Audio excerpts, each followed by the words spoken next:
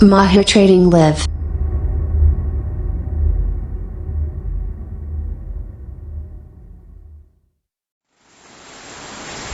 Assalamualaikum warahmatullahi wabarakatuh. Selamat datang kembali di Mahir Trading Live. Pada kesempatan kali ini kita membahas tentang initial coin offering ya. Jadi mohon dibantu like, subscribe, komen, dan share agar channel ini dapat terbangun ke depannya.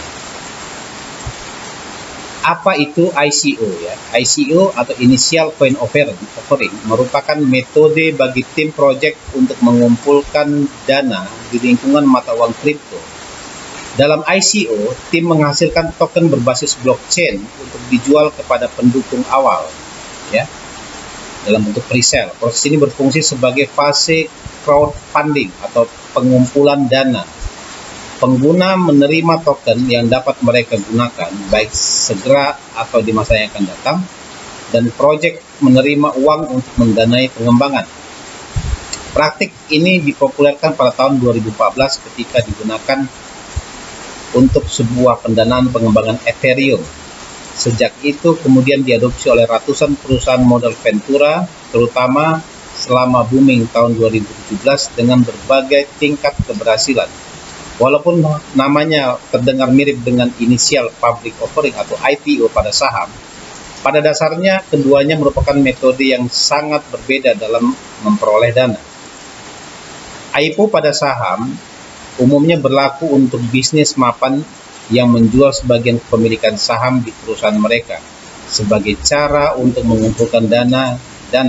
Sebaliknya, ICO digunakan untuk sebagai mekanisme penggalangan dana yang memungkinkan perusahaan mendanai proyek mereka pada tahap yang sangat awal. Ketika investor ICO membeli token, mereka tidak membeli kepemilikan apapun di perusahaan. ICO dapat menjadi alternatif yang layak dalam pendanaan tradisional untuk startup di bidang teknologi. Namun, seringkali pendatang baru berjuang untuk mengamankan modal tanpa memiliki produk yang sudah fungsional. Dalam lingkungan blockchain, perusahaan mapan jarang berinvestasi dalam proyek-proyek yang manfaatnya hanya sebatas tertulis di white paper. Terlebih lagi, kurangnya peraturan mengenai mata uang kripto menghalangi banyaknya investor untuk mempertimbangkan startup blockchain. Praktik ini tidak hanya dimanfaatkan oleh startup baru. Perusahaan yang mapan terkadang memilih untuk meluncurkan ICO terbalik, yang secara fungsional sangat mirip dengan ICO biasa. Dalam hal ini, bisnis yang sudah memiliki produk atau layanan tetapi kemudian mengeluarkan token untuk mendesentralisasi ekosistemnya, atau mereka meluncurkan ICO untuk menarik investor yang lebih luas dan meningkatkan modal untuk produk baru berbasis blockchain. Ya, ini how ICO work. Ini dari SIG finansial, ini investasi, ini investment project, ini return-nya atau pengembalian dananya ya. Next, ICO versus IEO ya, Initial Exchange Offering ya. Initial Coin Offering dan Initial Exchange Offering mirip dalam banyak hal. Perbedaan utamanya adalah bahwa IEO tidak diluncurkan sendiri oleh tim project, tetapi bersamaan dengan bursa mata uang kripto. Bursa bermitra dengan tim untuk memungkinkan penggunaannya membeli token langsung dari platform bursa. Ini bermanfaat bagi semua pihak yang terlibat ketika bursa yang memiliki reputasi baik mendukung IEO. Pengguna yakin bahwa proyek telah diaudit dengan ketat. Tim di balik IEO mendapat manfaat dari peningkatan exposure dan bursa juga mendapatkan keuntungan dari keberhasilan proyek. ICO versus STO, Security Token Offering. Security Token Offering pernah dicap sebagai ICO baru dari sudut pandang teknologi. Keduanya identik. Token dibuat dan didistribusikan dengan cara yang sama. Namun dari sisi hukum, keduanya sangat berbeda. Karena berbeda yang ambiguitas hukum, tidak terdapat konsensus mengenai bagaimana regulator bertindak dalam menetapkan syarat-syarat ICO. Akan dibahas lebih rinci di bawah. Akibatnya, belum terlihat peraturan yang berarti dalam lingkungan industri ini. Beberapa perusahaan memutuskan untuk mengambil jalur STO sebagai cara untuk menawarkan ekuitas dalam bentuk token, juga bisa membantu mereka sebagai penawaran sekuritas ke badan pemerintah yang terkait. Dengan begini akan diperlakukan sama seperti sekuritas tradisional ya. Nah, ini bagannya dari penjelasan tadi yang barusan di atas ya. Next, bagaimana cara kerja ICO? ICO dapat memiliki banyak bentuk. Terkadang tim yang meluncurkannya telah memiliki blockchain fungsional yang akan terus mereka kembangkan dalam beberapa bulan dan tahun-tahun mendatang. Dalam hal ini, pengguna dapat membeli token yang dikirim ke alamat mereka di blockchain. Pilihan lainnya, blockchain belum diluncurkan. Dalam hal ini, token akan dikeluarkan pada blockchain yang sudah mapan seperti Ethereum, Smart Chain ya, BSC ya, Binance Smart Chain. Ketika chain yang baru diluncurkan, para holder dapat menukar token mereka dengan yang baru diciptakan tersebut.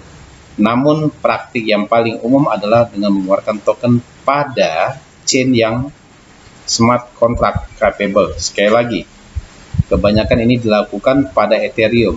Banyak aplikasi menggunakan standar token ERC20. Meskipun semua berasal dari ICO, diperkirakan ada lebih dari 200.000 token Ethereum yang beredar saat ini. Selain Ethereum, terdapat chain lain yang dapat digunakan, Waves, Neo, NEM, dan Stellar. Ada beberapa contoh yang populer.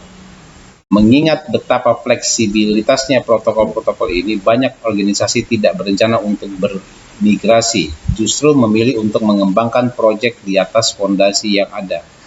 Pendekatan ini memungkinkan mereka untuk memanfaatkan efek jaringan dari ekosistem yang telah mapan, sehingga para pengembang dapat menggunakan alat-alat yang sudah teruji. ICO diumumkan sebelum tanggal diluncurkan untuk menetapkan aturan dalam menjalankannya. Ketentuannya dapat berupa kerangka waktu beroperasi, penerapan hard cap untuk jumlah token yang akan dijual, atau kombinasi keduanya. Mungkin juga ada whitelist di mana peserta harus mendaftar sebelumnya. Pengguna kemudian mengirim dana ke alamat yang ditentukan. Umumnya pembayaran menggunakan Bitcoin dan Ethereum karena keduanya koin ini yang paling terpopuler. Pembeli memberikan alamat baru untuk menerima token dan token otomatis dikirim ke alamat yang digunakan untuk membayar. Siapa yang dapat meluncurkan ICO? Saat ini teknologi untuk membuat dan mendistribusikan token dapat diakses secara luas.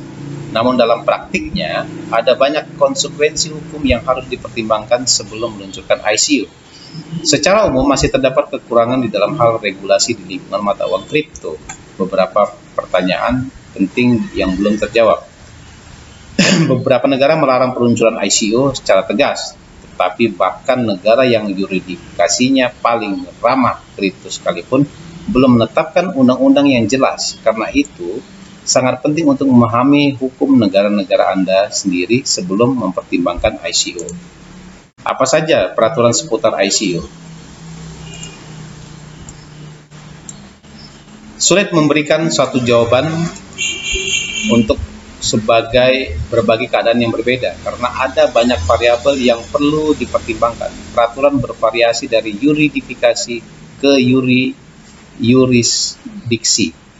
yurisdiksi ya ini. Dan setiap proyek memungkinkan memiliki nuansa tersendiri yang dapat mempengaruhi cara pemerintah dalam melihatnya. Perlu juga dicatat bahwa tidak tersedianya peraturan beberapa tempat bukan berarti sebagai izin bentuk bebas untuk menggalang dana proyek melalui ICO. Jadi sangat disarankan untuk mencari nasihat hukum profesional sebelum memilih bentuk crowdfunding ini. Dalam beberapa kasus, para regulator telah memberi sanksi kepada tim yang mengumpulkan dana dalam apa yang mereka anggap sebagai penawaran sekuritas. Jika pihak berwenang tidak menemukan token sebagai sekuritas, penerbit token tersebut harus mematuhi langkah-langkah ketat yang berlaku untuk jenis aset tradisional ini. Dalam hal ini, Komisi Sekuritas dan Bursa AS atau SEC ya, telah memberikan beberapa wawasan yang baik. Secara umum, pengembangan regulasi ini masih tergolong lambat di lingkungan blockchain. terutama karena teknologi bergerak cepat melampaui kemampuan roda sistem hukum yang ada.